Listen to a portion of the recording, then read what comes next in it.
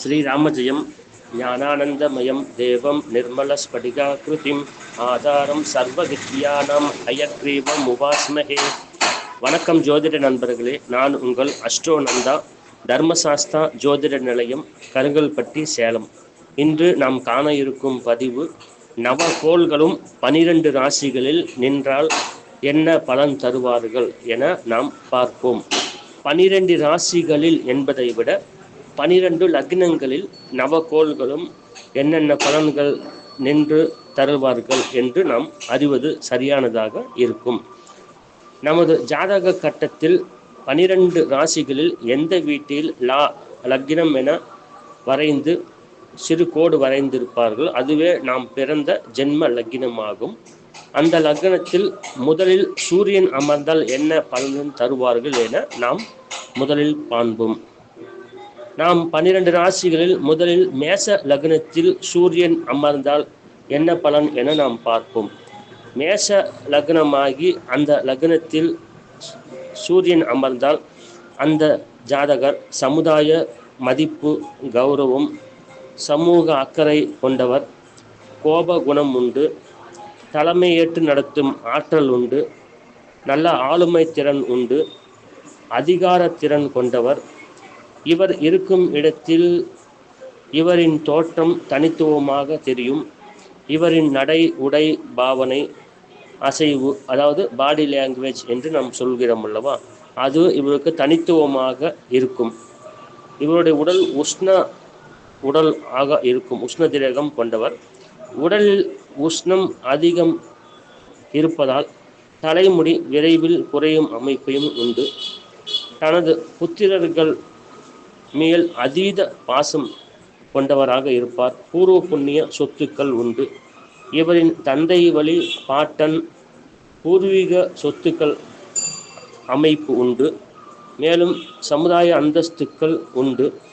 இவரின் வம்ச வழியினர் இறை தொண்டு செய்பவராக இருந்திருப்பர். இவரின் சிறு வயதிலோ அல்லது திருமண வயதிலோ இவரின் தந்தைக்கு கண்டங்கள் ஏற்பட அமைப்பு ஏற்படும் உண்டு. மேலும் இவர் மருத்துவ படிப்பு, அரசாங்க உயர் பதவி உண்டு. நல்ல யோகமான நீண்ட ஆயுள் கொண்ட குழந்தைகள், புத்திரர்கள் பிறப்பார்கள். அதே சமயம் இந்த சூரியனுக்கு பாவ கிரகங்களான சனி, ராகு, கேது தொடர்பு கொண்டால் மேலே சொன்ன பலன்கள் அதிகமாக குறைவு ஏற்படும். அதாவது மேலே சொன்ன பலன்களில் அனைத்தும் ஏற்படால் குறைகள் ஏற்பட்டு அமையும். ஆகவே இந்த பலன் சூரியனுக்கு நல்ல கிரகங்கள் பார்வையால் மேலே கூறிய பலன்கள் அனைத்தும் ஓரளவு அது 70% நடைமுறையில் இருக்கும். அடுத்ததாக நாம் ரிஷப லக்னத்தில் சூரியன் அமர்ந்தால் என்ன பலன் என நாம் காண்போம்.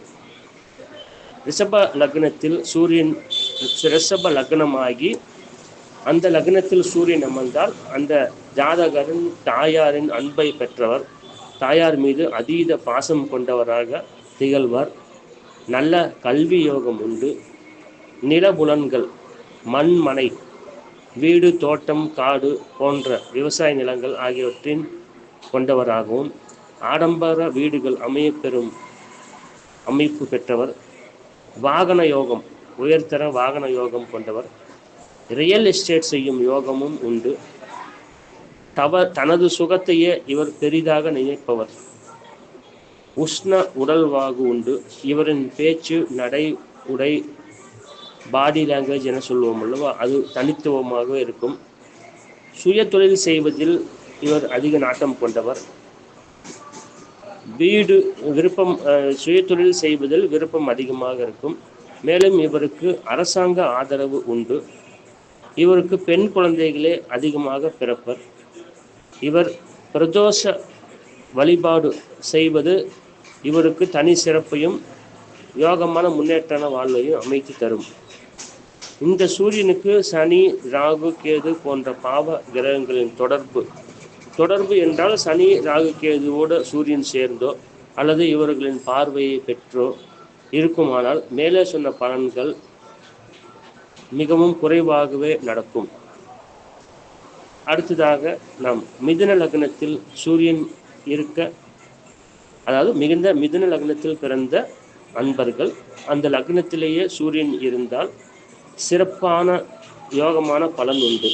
நல்ல நண்பர்கள் உண்டு, சகோதர ஒற்றுமை உண்டு, சுய முயற்சி, அடுத்தவரை எதிர்பார்க்காம சுயமாக முயற்சி செஞ்சு அதே சமயம் விடாமுயற்சியுடன் ஒரு விஷயத்தை செய்து காட்டுவார்கள். நல்ல கல்வி அறிவு உண்டு, நுட்பமான அறிவு உண்டு. அதாவது மதியுகத்தில் நுண்ணறிவு என்று சொல்லுவோம் அல்லவா, அது இந்த மிதுனத்தில் சூரியன் இருப்பவர்களுக்கு அமையப்பெறும். நடுத்தர உயரம் உண்டு. சொந்த பந்தங்களை விட பொது மனிதர்கள் நண்பர்கள் மூலம் முன்னேற்றம் இவர்களுக்கு ஏற்படும். கமிஷன் தரகு தொழில் மூலம் ஆதாயம் லாபம் உண்டு. ட்ரேடிங் ஏஜென்சி சிறப்பை தரும். உயர்ந்த அந்தஸ்து மற்றும் அரசாங்க உத்தியோகம், அரசு சம்பந்தப்பட்ட மனிதர்கள் மூலம் நன்மைகள் உண்டு. இவர் அடுத்தவர்களுக்கு நல்ல ஆலோசனை வழங்குபவராக திகழ்வார். மேலும் அதன் மூலம் புகழும் பெறுவார். தகவல் தொடர்பு ஐடி துறையில் தனி சிறப்பு. இவர் அந்த துறையில் திறமையுடன் செயல்பட்டு புகழ் கீர்த்தி அடைவர். இளமை தோற்றமும் கண்ணியமான முக அமைப்பும் கொண்டவர், நீண்ட ஆயுள் கொண்டவர். இந்த சூரியனுக்கு சனி ராகு கேது தொடர்பு இருக்க மேலே கூறிய பலன்கள் குறைபாடு ஏற்படும்.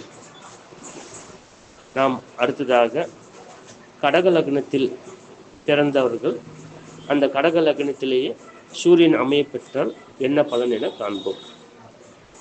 கடக லக்னத்தில் சூரியன் இருந்தால் நல்ல செல்வாக்கு கொண்டவராகவும் நல்ல சொல் வாக்கு மிக்கவராகவும் திகழ்வார்.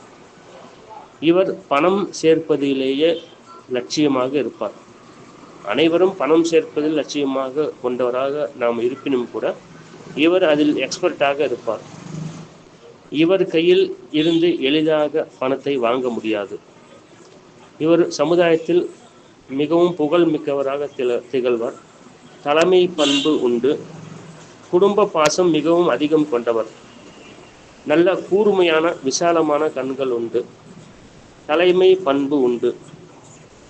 இவருக்கு கலஸ்தர தோஷம் உண்டு. மேலும் இலகிய மனமும் உண்டு. வாக்கு பலிதம் அதிகமாக இவரிடத்தில் இருக்கும். சொல் வாக்கு பலிதம். குழந்தைகள் மூலம் இவருக்கு நல்ல பாசம் உண்டு. மேலும் அவர்கள் மூலம் முன்னேற்றமும் யோகமும் இவர்களுக்கு உண்டு. சமுதாய மதிப்பு செல்வாக்கு கொண்டவர். இவரின் பேச்சு சமுதாயத்தில் எப்பொழுதும் தனி மரியாதை இருக்கும். நல்ல பேச்சு ஆற்றல் மிக்கவர். மேலும் சூரிய திசை நடக்கும்போது மனைவிக்கு கண்டங்கள் ஏற்படும். சூரிய திசை இந்த ஜாதகருக்கு நடக்கும் பொழுது மனைவிக்கு கண்டங்கள் ஏற்பட்டு நீங்கும். சமுதாயத்தில் இவருக்கென்று தனி அந்தஸ்து உண்டு. ஆக நாம் இந்த கடக லக்னத்தில் சூரியன் இருக்க என்ன பலன் என்று காண்போம். இந்த கடக லக்னத்தில் சூரியன் அவருக்கு சனியின் தொடர்பு, ராகுவின் தொடர்பு, கேதுவின் தொடர்பில் இருந்த மேலே சொன்ன பலன்கள் அனைத்தும் மிகவும் குறைவாகவே கிடைக்கும். ஆக நாம் அனைத்தையும் ஒரு பலனை ஒரே விஷயமாக கொள்ளாமல் ஜாதகத்திலும் அந்த கிரகத்தோடு இணைவு, கிரகத்திற்கு என்னென்ன பார்வை, இதர அனைத்து நல்ல விஷயங்களையும் அனுசரித்து நாம் பலன் சொல்வது, பலன் காண்பது முக்கியமாகும்.